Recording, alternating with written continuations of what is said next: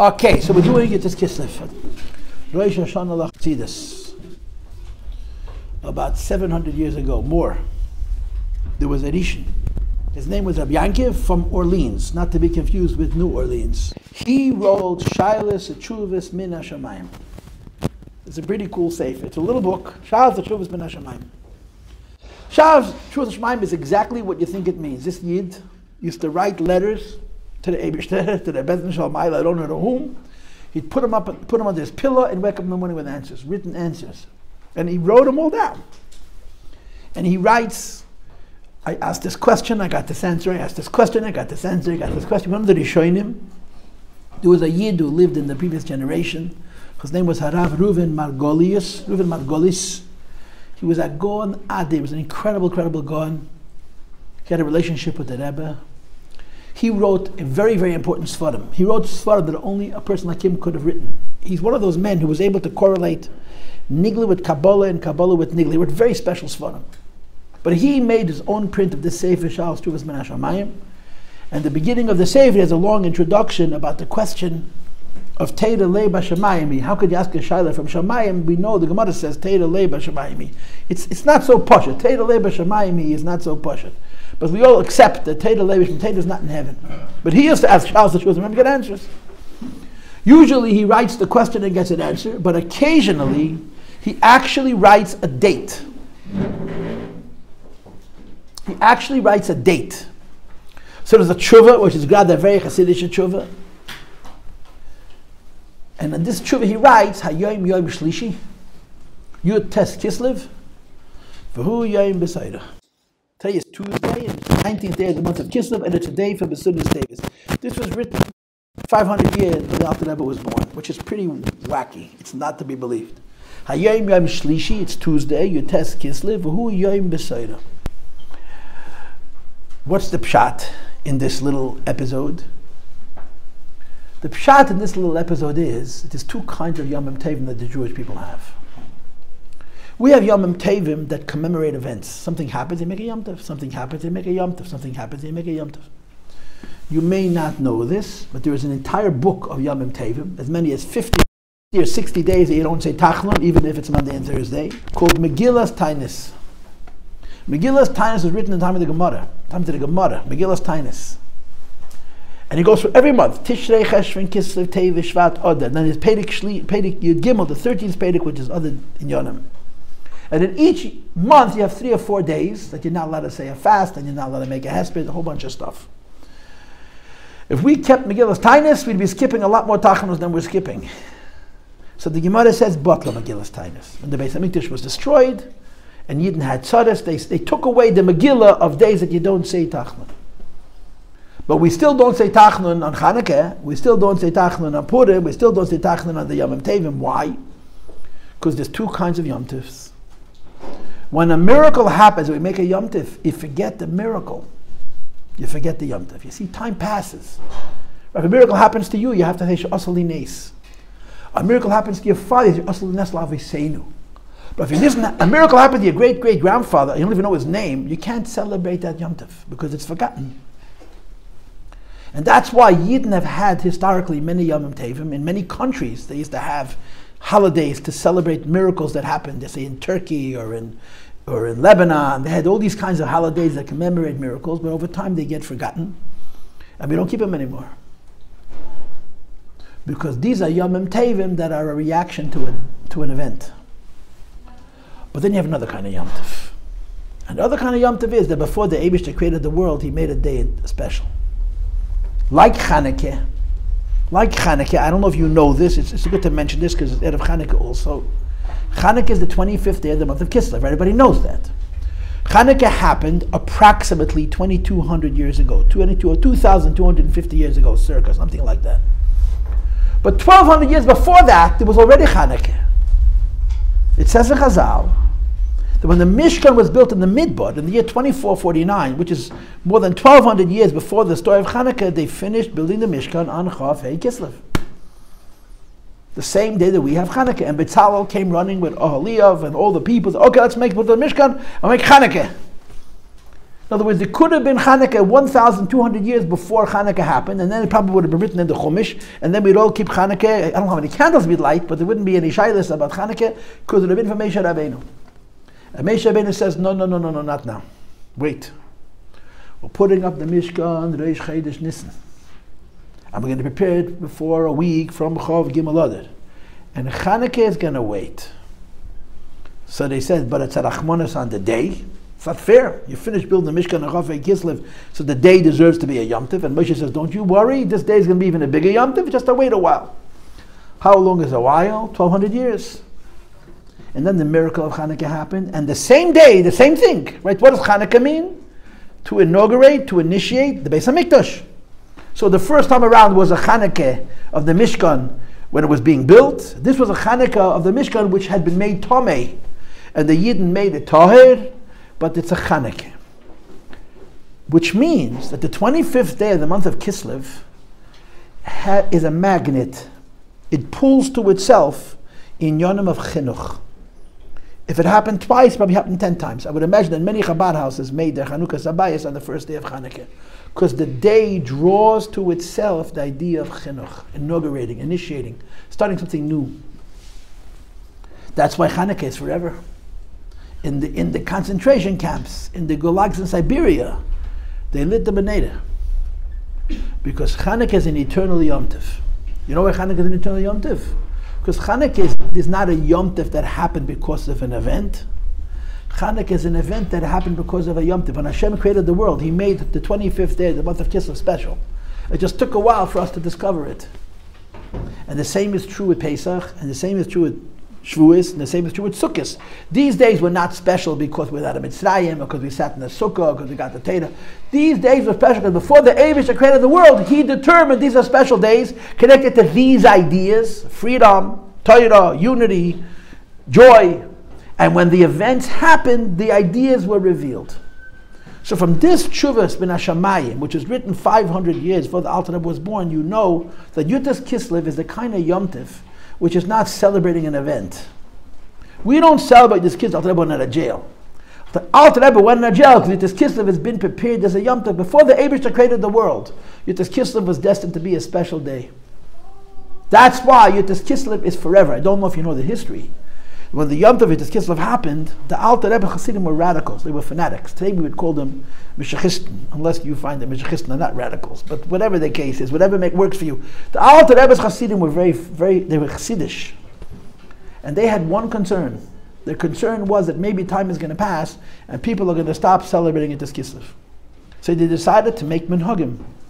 They wanted to write a Megillah, and people would come to show Yutas Kislev, and they would read it. Whether they would make a bracha before or after, I don't know. It depends on how radical they were. But they wanted to write a Megillah, and people should come to show Yutas Kislev by night, and Mistama twice by night and by day, and they would read the Megillah Yutas Kislev.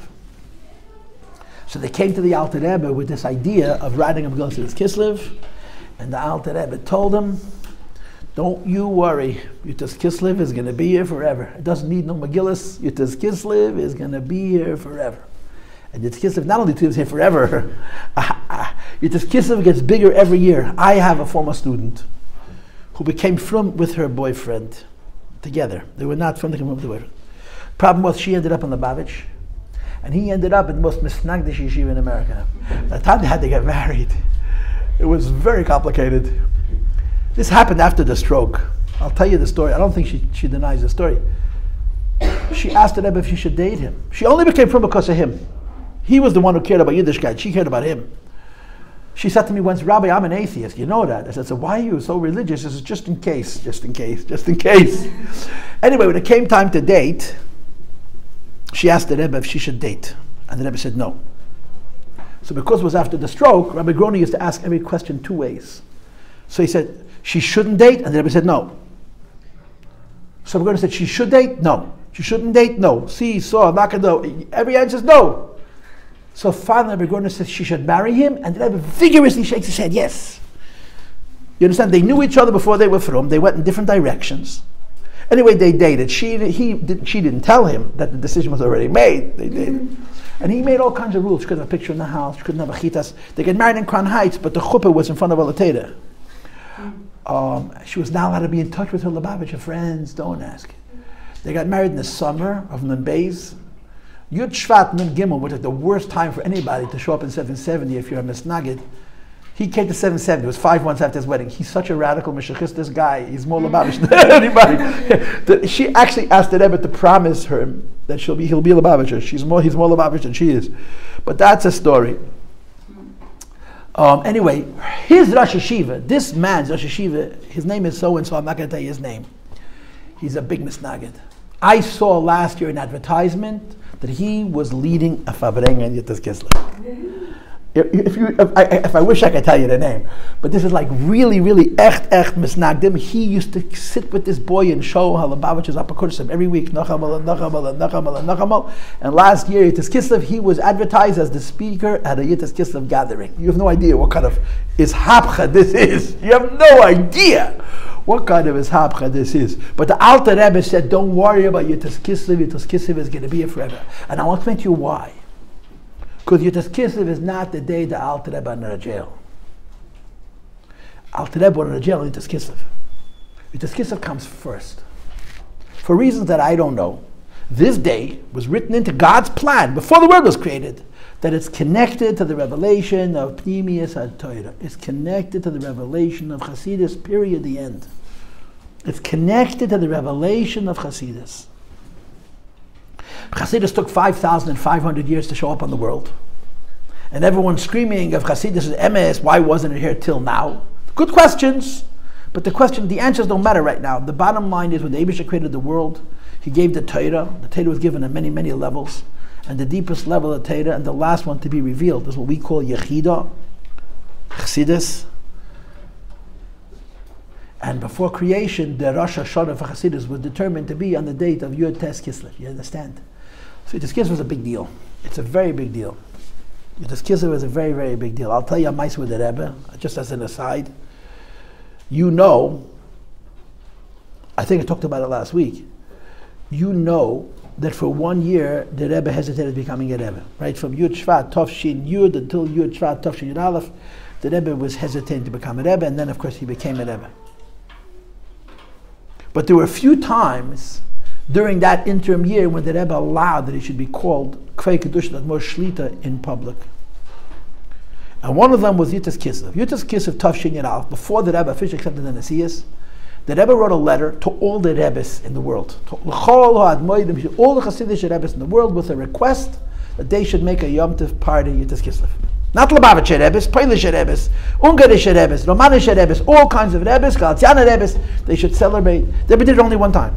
Before the Rebbe was Rebbe officially, he wrote a letter that they should celebrate Yitas Kislev. Amongst the Rebbes that got that letter was the Heilige Belzerov, Rabbi Belzer, Rabbi Nekech. I don't know if you know about him. He was a shtikel alakus. He was a godly man. The Rebbe described him as a neshama without a goof. The Rebbe knew him, that met him. The Heilige Belzer. He was much older than the Rebbe. He was the same age as the Friedrich Rebbe. So the Gabbai, and the Belzer Rebbe was blind, couldn't see. So the Gabbai opened his mail. His name was Anshel Fogel.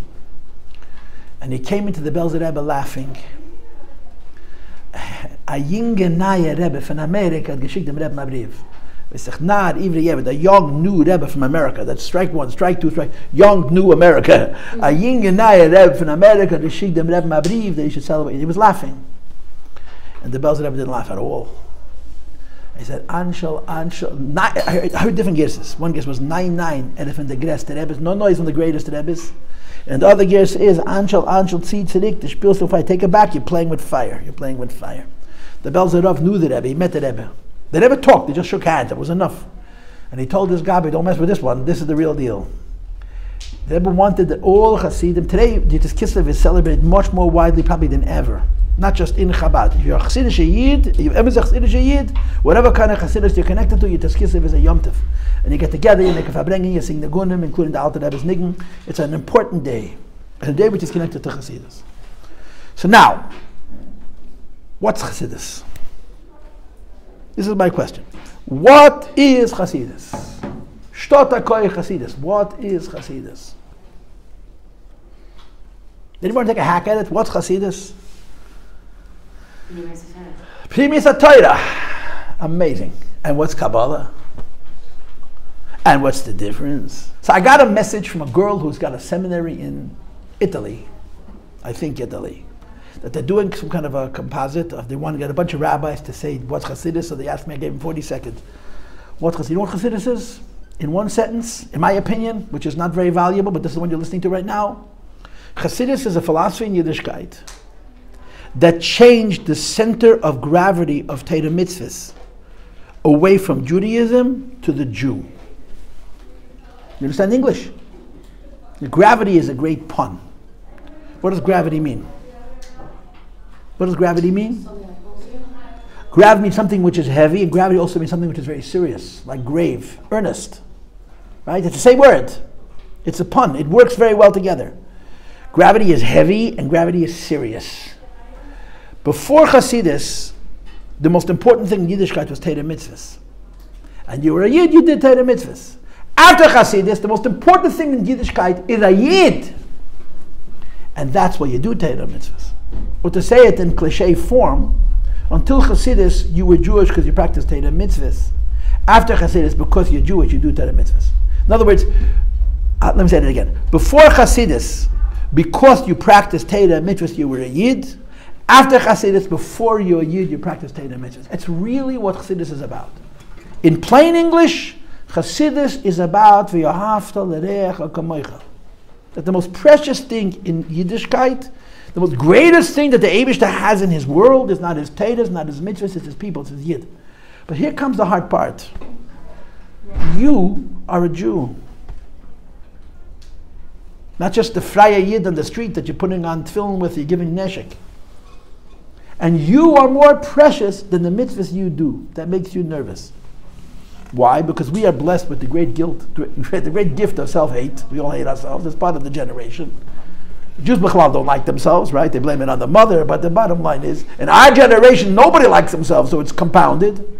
The Rebbe wants us to know that the most precious thing to God is not a Sefer Torah. The most precious thing to the Eibishter is a Yid. And not just the Freya Yid who's going to marry a Goy and you have to save him. And not just the Freya Yid who doesn't even know what the word Jew means. A from Yid, a Hasidic Yid, has to know the most precious thing to the Eibishter is a Yid, including himself. And that's how you have to view yourself. And I would propose that this is our biggest problem. Our biggest problem is that we think Avos Yisrael, I get always, how come the Lubavitchers like others rather better than they like themselves? The boys ask me yeshiva this question. How come we like outreach better than inreach? It's an existential question. And there are good answers, not correct answers, but good answers to why we're interested more in outreach than interest, because the Rebbe is more interested in outreach. Why? Not that the Rebbe doesn't care about us. The Rebbe is trying to save the Jews that are most likely to get lost. You know, the Jews that are going to save from, let the Misnagdim have. Let the Paltiel have. The Rebbe is worried about the Yid that no one's going to care about. You know the famous story? I heard it from the nephew of the Baal HaMais. A Yid came to the Rebbe, a big Rav. He was what you would call today a Satmar type. Very frum, lived in Yerushalayim. His last name was Halbershtam, his first name I don't remember. It was the 1970s. And he went to the Rebbe to Yechidus. The Rebbe spent a lot of time with him. And the Rebbe was very impressive. It was pretty amazing to meet the Rebbe. So he was so frustrated. He says to the Rebbe, "Ich sucht sie de Lubavitcher Rebbe. Ad de Lubavitcher Rebbe unten in a Stramel wird haben noch 50,000 Chassidim." They can't take the fact that the Rebbe wore a hat, especially that he wore it down. It's like such an aveda. I promise the Lubavitcher Rebbe that the Lubavitcher Rebbe puts on a Stramel 50,000 more Chassidim. So he said, yeah, if I'll put on a Stramel, I'll have 50,000 more Chassidim. He said, Zicher, minimum. So he said, where am I going to get them from? I'm going to take some from Belz. He says, yeah. Some from Biznitz. He says, yeah. Some from Satmar. He says, yeah. Some from the Misnagdim. He says, yeah. And then the Rebbe says to him, wie viel wird mit zukommen von der Shemer HaTzoyer? How many more Chassidim are going to get from the Israeli left, from the Freya Jews in Israel, who know lost about the Eibishter, than the Reformed kids who go to a temple in America? He tells the Rebbe, ich weiß nicht. You speak Yiddish? I don't know. So the Rebbe says, was darf ich haben dem Streimel? So why do I need the Streimel? You think I have to take Baba Vechsi to make him Lubavitch? I'm worried about the Jews that everybody forgot. But this is the foundation of Chassidus, I think. The foundation of the Baal Shem Tov's teaching, right? You all heard the cliche that Baal Shem Tov was given the Even Tov Shebekesen HaMelech, the precious stone which is the base of the king's crown. What is that? The precious stone with the base of the king's crown. What is it? It is the message from God that the greatest thing about God's world is a Jew. You see, so that's not Pnimius HaTorah. That's Pnimius of Pnimius. Kabbalah also talks about the greatness of God, the greatness of Torah, the greatness of mitzvahs. Chassidus says it's about the Jew. So how does that play out? How does that play out? Huh? How does that play out in Judaism? If it's true that the most precious thing about Yiddishkeit, according to Chassidus, is a Yid, how does that play out? I'll give you a number of answers. Answer number one, tshuva. Tshuva. What's tshuva? The Jew who's Jewish not because of his father and his mother. The Jew who's Jewish because he found it inside himself. Tshuva. About tshuva. Tshuva is the most Chassidish idea, or the idea which is most in sync with the Inyan HaChassidus. Because if Chassidus is saying that it's first about a Yid and then about Yiddishkeit, where do you see first about a Yid and then about Yiddishkeit? We're all brainwashed, right? You say that all the time. Whether you say it in front of your teachers or you say it in the lunch counter when the teachers are not around. We had a choice, we're brainwashed, yeah? Unless you were not brainwashed. Or Rahman al-Athan, you were brainwashed and you were deprogrammed and you're being reprogrammed. You understand? You're choosing it as an adult to go back to keep Torah mitzvahs. About Tshuva is the ultimate Chassidish concept. Because Chassidus says, more precious than Judaism is a Jew. And the most precious Jew is the Jew who finds Judaism. Or I should say, the Jew whose Jewishness is most revealed is the Jew who finds Judaism by himself. So therefore, the ultimate concept of tshuva is the concept of the Baal Tshuva. And I will tell you a story and a vart, and then another story, then another vart, and then another one after that, of course. There's a Jew who just now passed away a couple of weeks ago. His name was Sholem Gansberg. Sholem Gansberg lived in the Rebbe's house for a very long time, on the 3rd floor. When the Rebbe and the Rebbe sat down to eat Shabbos and Yom Tov, he was the 3rd man at the table. He used to ask the Fir Kashis. Think about it.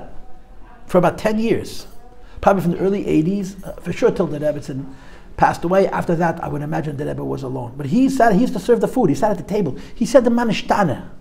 Sholem was very close to the Rebbe. It's very unusual. And if Sholem Gansberg got tricked into writing a book, or he got tricked into a book being written without his permission about him, he told me, I asked him, that once this guy tricked him, a guy was going around with him, listening, protecting him from everybody else. But what he didn't know was, every story he told, he wrote down, and then when he was getting married, they came to Sholem Gansberg, look, I'm giving this out for my wedding, you have 2 choices, look it over, don't look it over, I'm giving it out. All the stories that Sholem Gansberg had told, it's called Bakodesh Pnima, and he had no choice. You can get it in Hebrew books, and he edited it. This is a man who lived in the Rebbe's house. The stories that you read in that book are very unusual. And one of the most unusual stories in that book of unusual stories is the following story.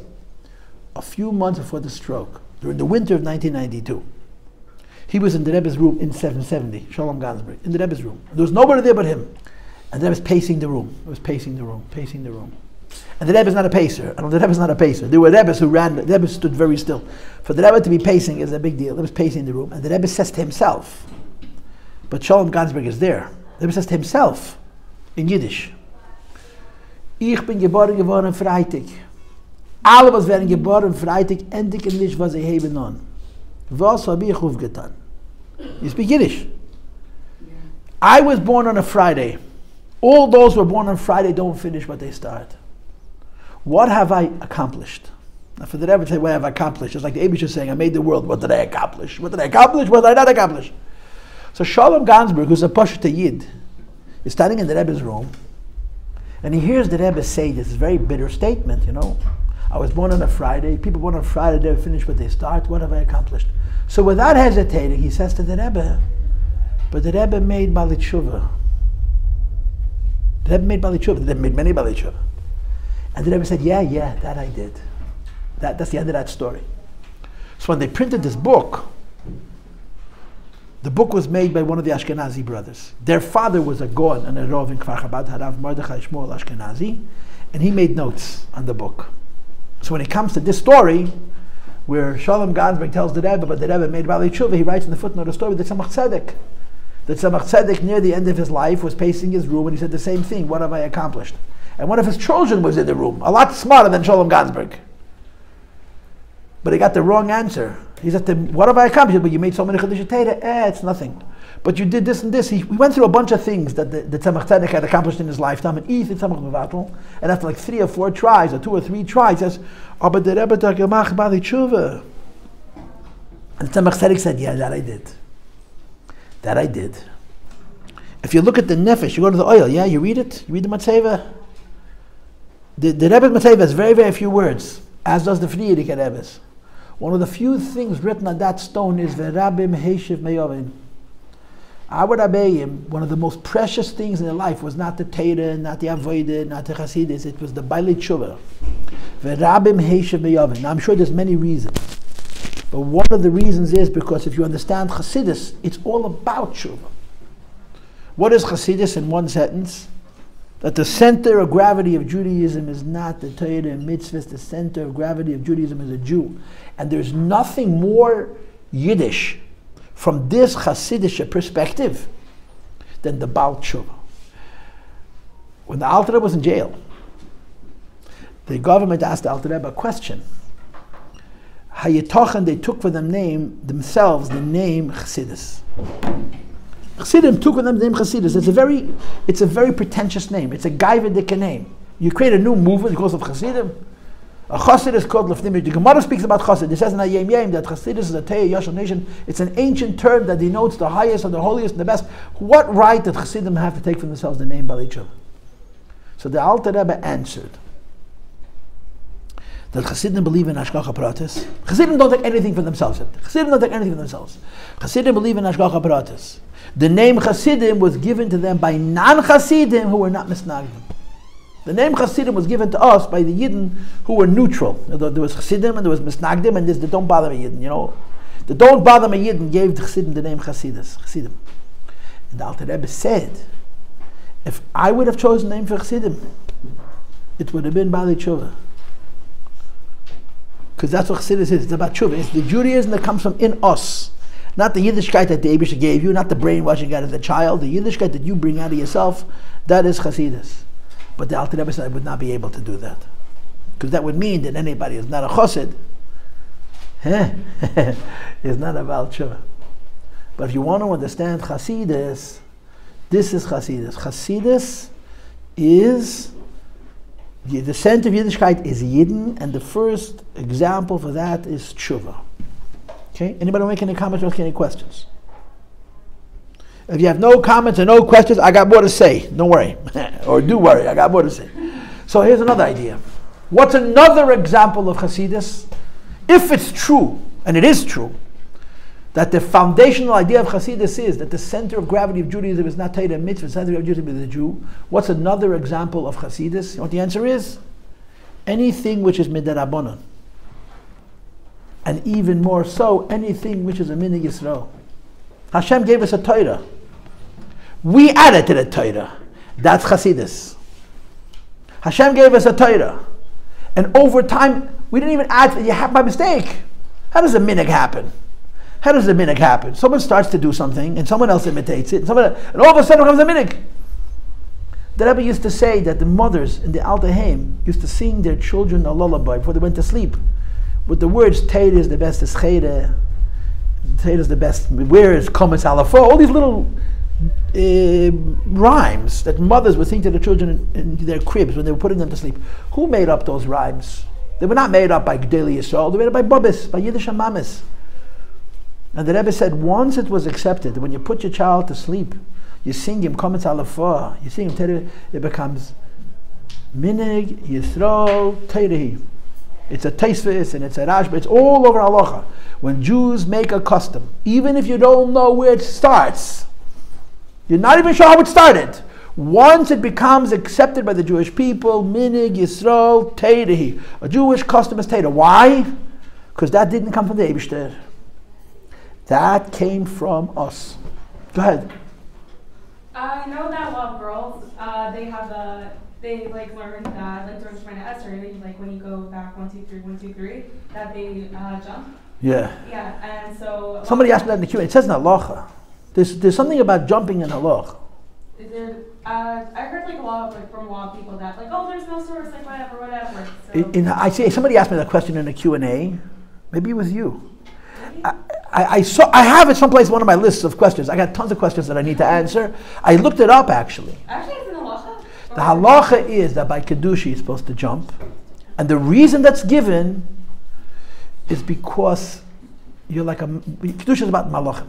Malachim could fly. So the jump is a symbol that at these moments we're like malach. Now the jumping in Yom Shemini Esrei I didn't see in Shulchan Aruch, but the Rebbe did it. Yeah. I saw the Rebbe do it. So my presumption is that it's a similar idea. That when you find it, that's how the jumping is explained in halacha. So do me a favor. I don't go to the details. They're a lot of fun for you, but I want to stick to Yutas Kislev for these next videos. And I answered your question. I actually looked it up. Somebody asked me the question. I forgot if I even answered it yet, but I know it's on my to-do list. Anyway, that's what I found. I looked. Have you cooked? By Kedusha, it says b'feidish, you're supposed to jump, and the reason is because we're supposed to symbolically be like malachim.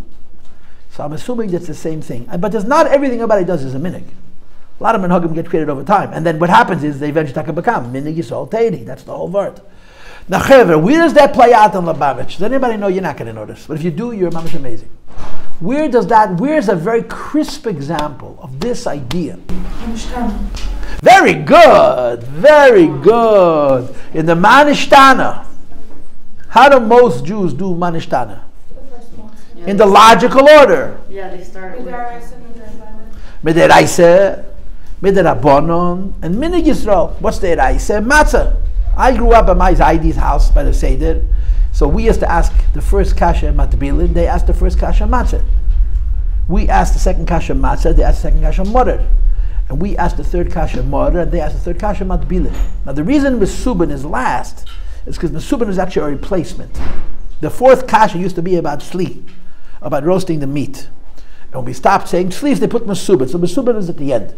But most Jews do the Seder matzah, morer, matbilin.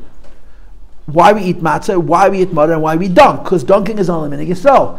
Our Seder, and by the way, you know who else has the Seder? Who's Lubavitch's best friend? starting. The Rambam. Ah, good guess, the Rambam. The Rambam has matbilin first. He's the only edition. The Rambam has matbilin like us. First matbilin, then, and it doesn't make any sense. A Pasha doesn't make any sense. So the Rebbe says in the Sichos, that's why you know it. That's why I know it. Because Minig Yisrael, the first thing before the Eraisa is a Minig Yisrael. In other words, we say the four kashas and say that the first thing is a Yid.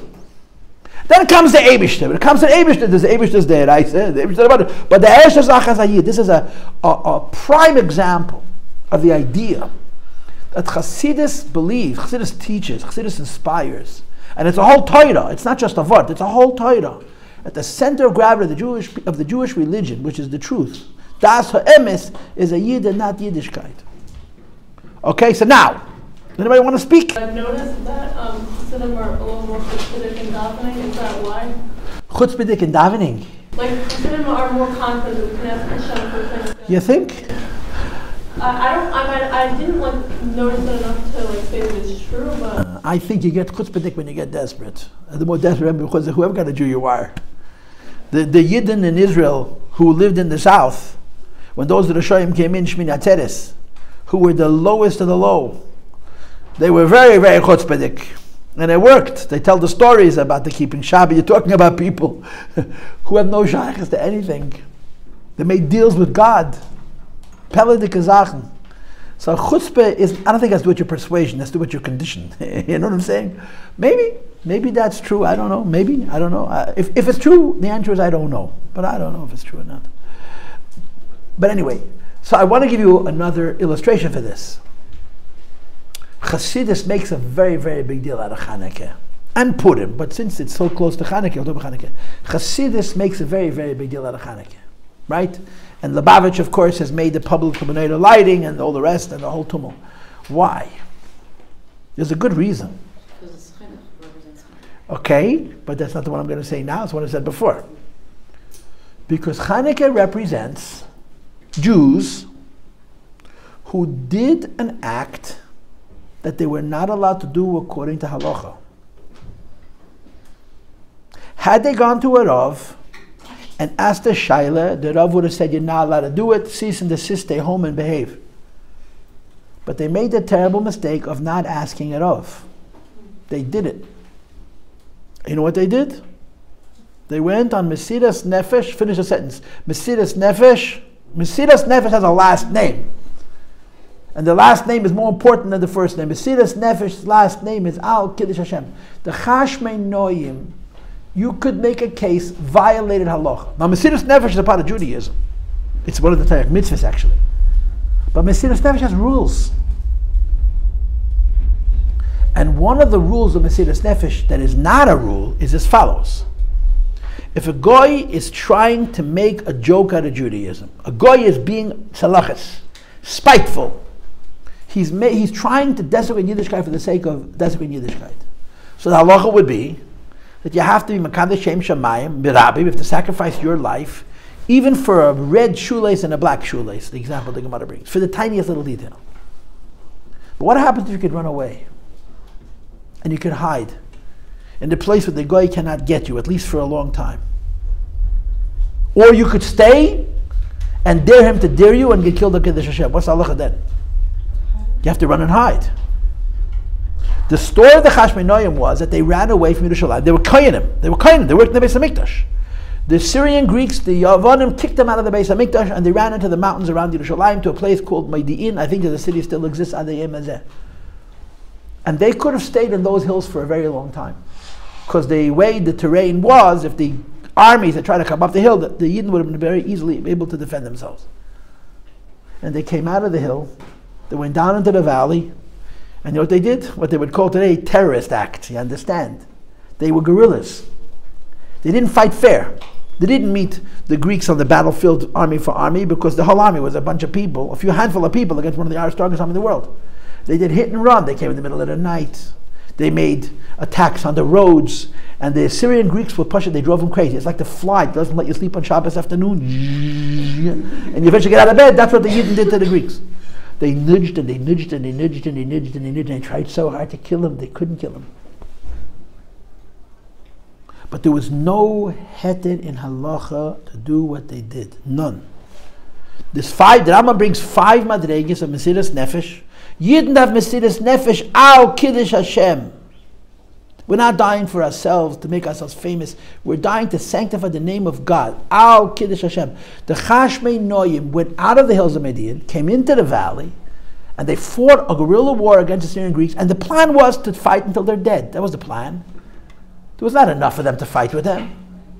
But they were going to make a statement. The Yidden, the Chashmei Noyim, in the story of Chanukah, were fighting to the death. They didn't expect to survive. They just felt that someone's got to make a statement of Kitla Shem Shemayim Barabim. And you know what happened? You know what happened? They wished to ruin their plans. He kept them alive. He kept them alive. You want a closer example to us? Now this may not be such a truth, but I believe that this is true.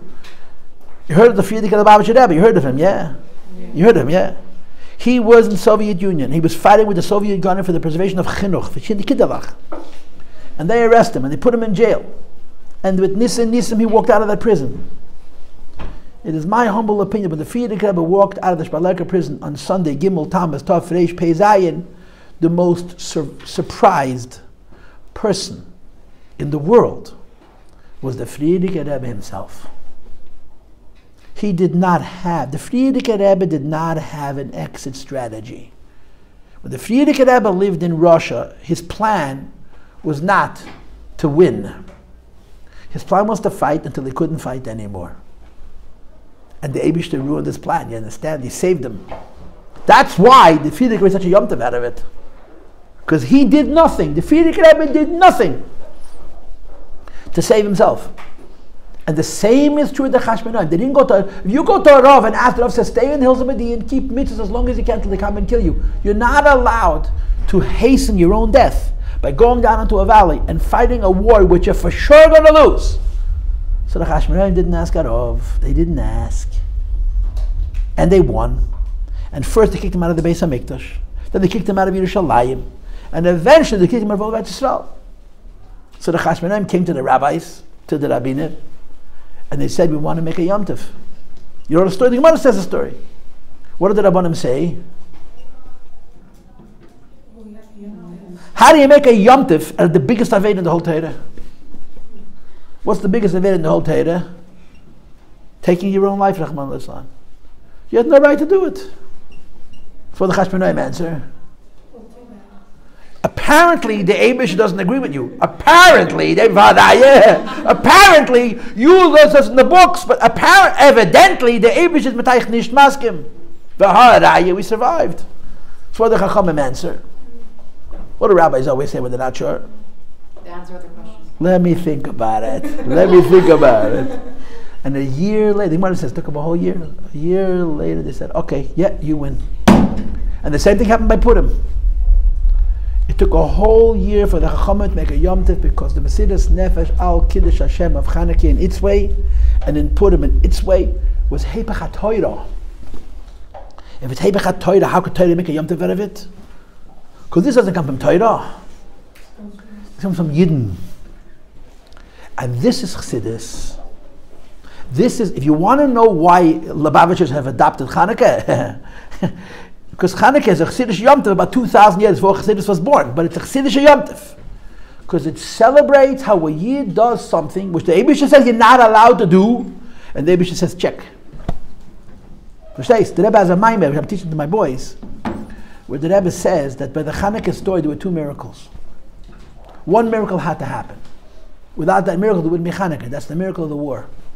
And the second miracle was completely unnecessary. That was the miracle of the oil. You didn't need that miracle. Why? Because according to Halacha, when everybody's Tameh, you could be makriv the Tumah, the carbon Shemin B'Tumah. Why did Hashem make a nest? One reason. He wanted to show the Jewish people he loves them, the Fashtest. He wanted to show the Jewish people. That's what the Gemara says. The Gemara asks the question, Mai Chanukah, what is Chanukah? So I'm asking you, we don't know what Chanukah is. So what do you do when the Gemara asks the question, doesn't make any sense? What do? You look at Rashi. What does Rashi say at the words Mai Chanukah? Al Eize Nes Kavua. The Gemara's question is not the story of Chanukah, it's not the story of Chanukah. But which miracle are we celebrating? And what does the Gemara answer? The Shemen. The Shemen. Not the Mulchama. We are celebrating Chanukah not because we won the war. That's God's business. We're celebrating because Hashem said to the Jewish people, you violated my Torah, I created a new Torah, the Torah of Mesidas Nefesh. That's Chanukah. That's why the Yom Tov of Chanukah is Shemen, not Mulchama. See? Okay, I'll see you when I see you. I'll see you Thursday, Mr. Shem.